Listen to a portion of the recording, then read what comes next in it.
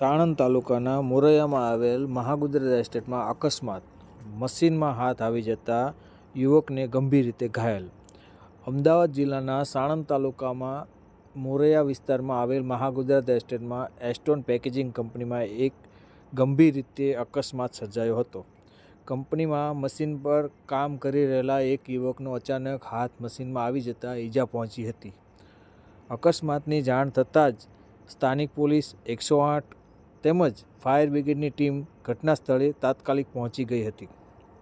Fire બ્રિગેડની મદદથી યુવકને મશીનમાંથી બહાર કાઢી તાત્કાલિક સારવાર માટે બોપલ ખાનગી હોસ્પિટલમાં ખસેડવામાં આવ્યા હતા.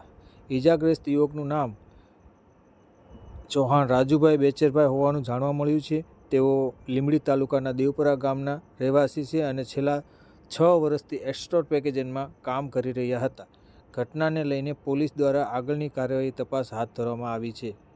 ઘટનાની આસપાસ કામદારોને ભય અને ચિંતાનો માહોલ સર્જાયો છે. અહેવાલ કમલેશ ડાભી.